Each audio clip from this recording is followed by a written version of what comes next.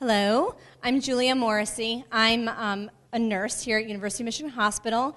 I am a member on the Research and Translation Committee, and I also was the site coordinator for the nursing poster session. So I'm really, really pleased to see so many people here, and I appreciate you all coming. I want to congratulate all of the authors of the posters that were accepted and submitted. And I have the honor of introducing Dr. Marge Calarco. She is our Senior Associate Director and Chief of Nursing Services at University of Michigan Hospital, and the Associate Dean of Clinical Affairs at this U of M School of Nursing. Okay. Thank you, Julia, and Research and Translation Committee. This is always a wonderful event. Every year, the posters keep growing, the numbers of posters, and the impact that the posters can make. I've had an opportunity to see some of the posters, and I'll finish looking at them today. But each one of them demonstrates several things. First and foremost, they demonstrate teamwork. Many of the posters are done in teams of clinicians across the School of Nursing and the health system sometimes, in teams within the health system or within the school. Second, they all speak to important aspects of patient and family care. And third, they all work to elevate the practice.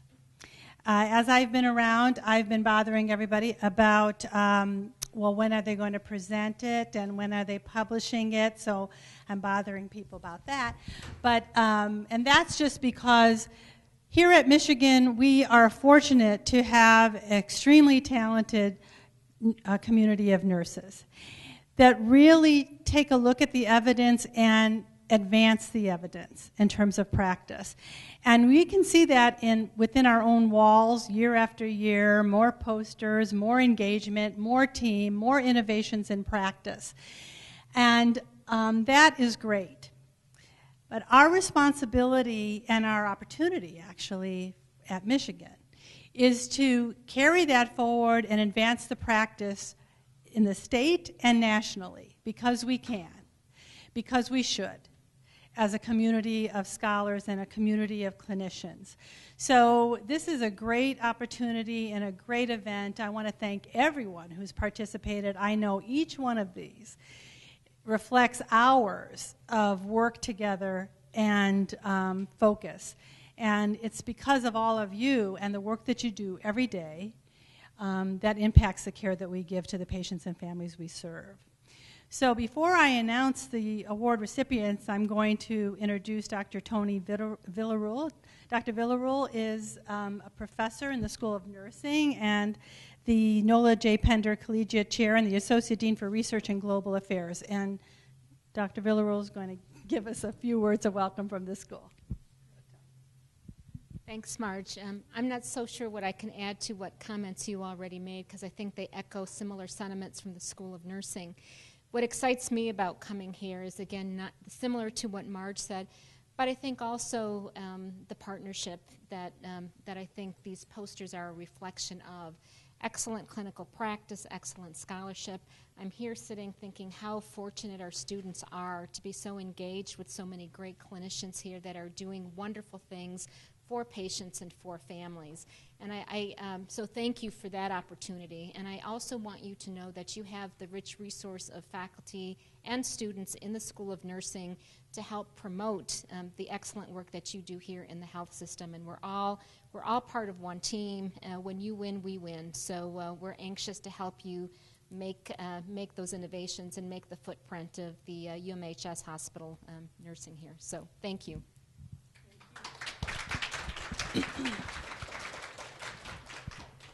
So this is the fun part of my job today. I get to introduce the recipients of the awards. Each year we give 4 awards to teams: People's Choice Awards, Evidence-Based Practice, Research, and Clinical Innovations. And I'm going to start with the People's Choice Award first. And the People's Choice recipients, there's a large number of them. This is the work that has received the award, Decreasing pain and anxiety in pediatric patients undergoing procedures in the emergency systems. I'm going to read off everybody's name, and then somebody's going to come and get their $250 award, which goes toward the educational fund of the unit.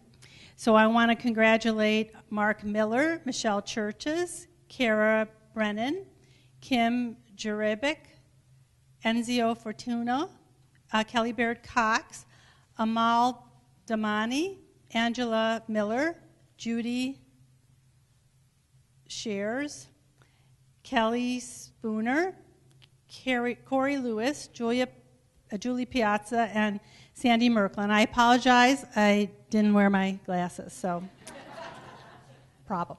But anyway, first of all, let's thank everybody.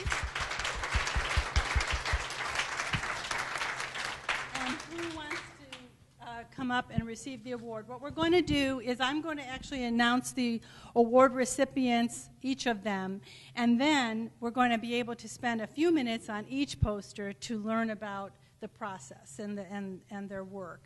But I'm going to give the award first. So who from that team wants to receive the certificate? Anybody? I know you're here. Oh, Michelle. Congratulations. Thank you so much. Thank you. The next award is given to the evidence-based practice category. The poster is entitled Development and Implementation of Intranasal Naloxone Opioid Overdose Response Protocol at a Homeless Health Clinic. The recipients are Dr. Gina Darlene, Molly Horseman, and Brent Williams, Dr. Brent Williams. So, congratulations.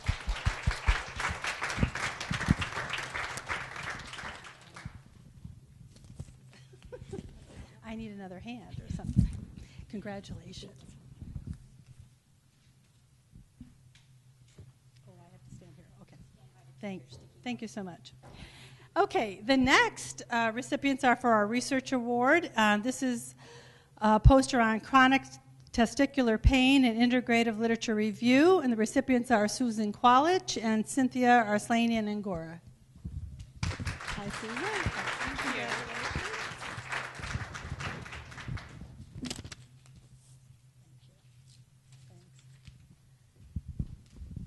And last but not least, in our clinical innovations, recipients are empowering new nurses through mentoring on 6B, and the recipients are Diane Schrock, Mary Jo Maxim, Clara Williams, and Renee Havey.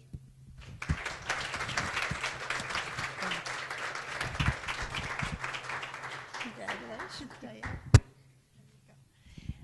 Again, I want to congratulate everyone on behalf of all of us here in the health system and the School of Nursing. Again, reflections of very important teamwork, and I know Julia is going to navigate us through the poster so we can learn a little bit more about each of the projects. Thank you, everybody. Thank you so much.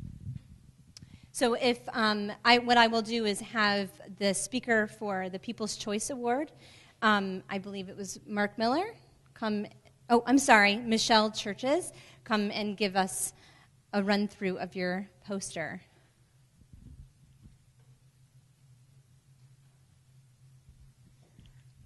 This is on the POC plan. Thank you very much. We're honored in Children's Emergency Services.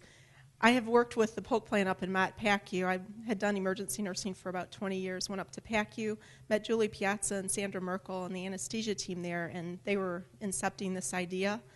And then when I went back down to the ER, we brought it down there, and we were trying to think, how could we successfully roll the POC plan out and make it work with the emergency nursing workflow, because we move a lot of people, we move things fast, it's really busy.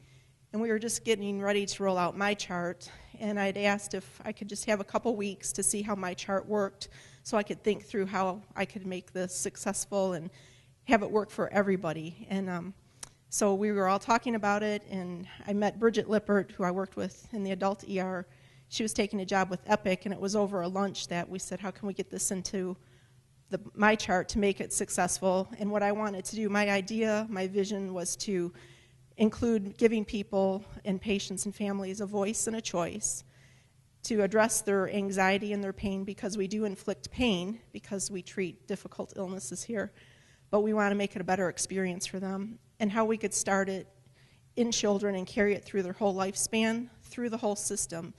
There's 5 questions. It takes 5 clicks, about 15 seconds. And what we wanted to do was improve the quality of care because we are so high-tech here, and just trying to keep old-fashioned nursing in a high-tech world and tie the bow together. So we came up with the My Chart. We got it built in. People I don't even know who helped build it into this program with ASAP. We emailed multiple months and weeks, had a lot of administrative support in my unit and support of our colleagues. We all worked together to the wee hours of the morning and did pre and post surveys, asking families as well as staff. Culture change is a very hard thing to do. I think it's the most difficult challenge because you have to change people's ideas of what they think to show them that it can be better, and we will keep moving forward and try to change your mind without upsetting people. And then we did post surveys, and our patient satisfaction there was not one bad survey we got back from any family member. Everything was very positive, saying they've never been to a place like this before. They feel very cared for, and they were just so excited that we were actually asking them questions about how would you like to do this, or we held the child. You're allowed to hold the child instead of strapping them on the bed and poking their IV. So it was very forward thinking for people that had come for other systems to our system, and that's what we wanted to capture, was that, and then carry it through the whole system, because as we know, we get children that are treated here when they're young, and then they turn into adults, and we want this ribbon to go through the whole health system to say, you know, they're not really a scaredy cat adult. They had leukemia when they were a child, and this anxiety, fear is there, and we want to give them the tools to carry this through their whole lifespan to help them cope better. And that's the whole concept for our program. Thank you. Next, I will have is Gina Dahlem for evidence-based practice. Hi, my name is Gina Dahlem, and my colleagues and I at the Delona Center, which is a homeless center, developed a intranasal naloxone protocol for suspected opioid overdose. And the impetus for our research was one of the physicians there at that day witnessed an actual opioid overdose at the clinic, and we realized, all we can do was call 911. But as many of you already know, that to reverse opioid overdoses, we commonly use Narcan in the hospital setting. And so what we decided was to do a background research, and we found out that in places like Boston, New York, and Chicago, they were already training non-medical providers, family and friends, bystanders, on using intranasal naloxone to revive their family or loved ones. And so that's how our project got started. And so what we did with our other healthcare providers and our staff, we developed a protocol that is in conjunction and complementary to the American Heart Association CPR guidelines, and trained our non-medical CPR trained staff to recognize signs of opioid overdose and to assemble the intranasal naloxone, as well as to assist when an opioid overdose occurs. We conducted this training. We did 3 training. It took lasting from 1 to 2 hours, and evaluated the training using an online survey. And we received very positive feedback. And a lot of them were very confident and willing to assist and respond to an opioid overdose in the case that it happens at our shelter. And so right now, so far, we did this training from April to June 2013, and we have not had any episodes of opioid overdoses at the clinic, but we are suspecting that in the winter months when the warming center is open, that we will be able to use and save lives in the winter months ahead. And so we'll continue to be evaluating our proposal and our protocol, and hopefully be able to publish later on in the effectiveness of our training. Thank you so much. I'd like to introduce Susan Qualit for the research poster. Thank you. In addition to being a PhD student here at the University of Michigan, I'm also a nurse practitioner within the Department of Urology. And those two things together have really informed and formed my eventual dissertation project, which will be looking at men with chronic testicular pain. So the first step in that was really to do an integrative literature review. There are a lot of pre-formed ideas about men who have chronic testicular pain, and my motivation was to really go and get into the literature and find out what has actually been published about these men. And I know you can't read this chart, but it's a fantastic visual representation of just how many gaps in the literature there are by the number of white spaces you can see on these two tables on the poster. And so this is a under-described, understudied chronic pain population that drains a lot of healthcare resources because, like many other chronic pain populations, they're going from location to location and provider to provider. So my point is to try and with this particular literature review to draw together really what we know about these particular men. And the literature really, quite frankly, is very sparse. We don't know a lot about their demographics. Traditionally, they have not been evaluated with psychometric tools, and so we don't know a lot about their chronic pain experience. And ultimately, what we saw as a result of this literature review is that there are some tremendous gaps and really very little evidence for the interventions that we have tried from a urology standpoint or from a chronic pain standpoint previously, and ultimately really are looking for some ways to bring what we know about this particular subpopulation of men really into 2013 by eventually administering psychometric tools to fill in some of these gaps that you see represented by this poster.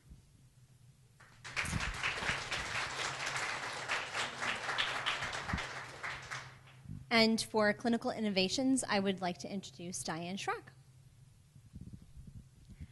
And I'll try and make it fast. This is the last one. This is about a mentoring program that we started here on 6B.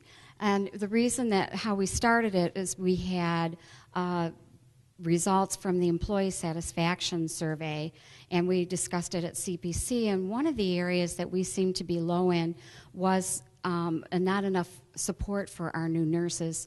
And they really, we wanted to create the best experience not only for them but for our patients. So we thought, what can we do? We put our heads together. We had been talking about, we'd seen more literature recently about mentorship programs, so we thought, let's try it. That was our action plan.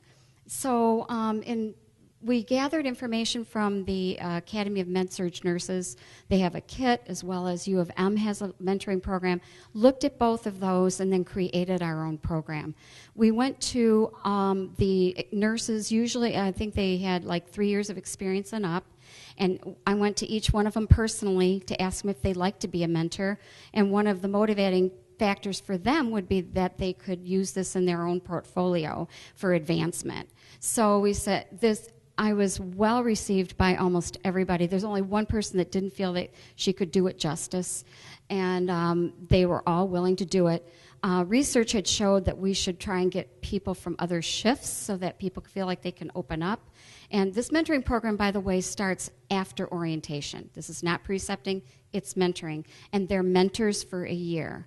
So we've got them matched up now, and it's so that they do work some of the same shifts, so that they can coordinate, and they meet twice a month for the first 6 months, and then once a month for the rest of the year. They can contact each other more often, but they have to bring issues to the table to figure out how they can advance. And it can go from everywhere from how do I fill out for vacations to I'm having problems with this confused patient. What ideas do you have that I can use, or where can I go for information for things?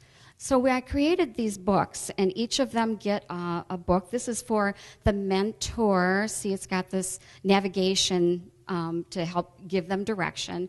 And then I got this other book with a welcome mat.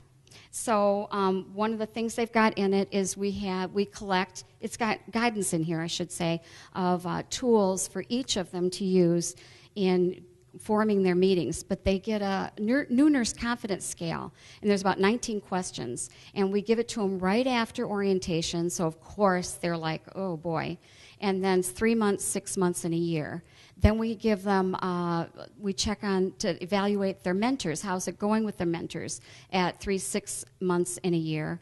And then we do a job satisfaction at 6 months and a year, because one of our other goals was to see how well they felt supported and how well we can retain nurses. And retain nurses doesn't necessarily mean they'll stay on our unit, but they won't leave nursing, and which is what we see happening. They go into specialties from our unit.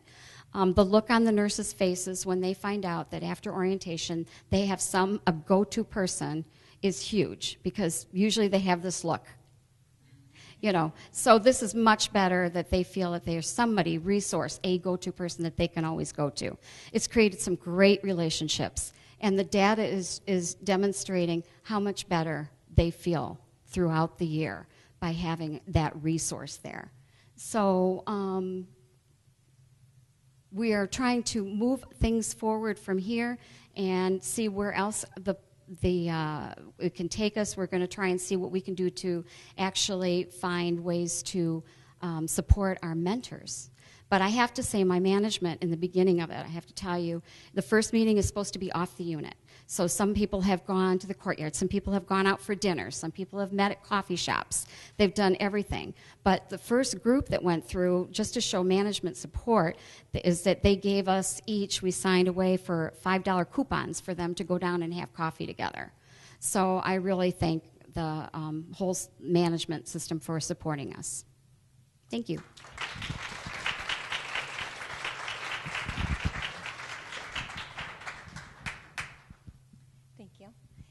Lastly, I would like to say thank you to the Department of Nursing for 3 award gifts, the Nurse Recruitment and Retention and School of Nursing for refreshments, and the Road Chapter of Sigma Theta Tau for videotaping, and one of the awards also. And one final thank you. I did not do this alone. I had a huge amount of help from Kathy Lewis, Jane Anderson, Paul Edick, and Denise O'Brien, and I really appreciate their support in this. Thanks again for coming.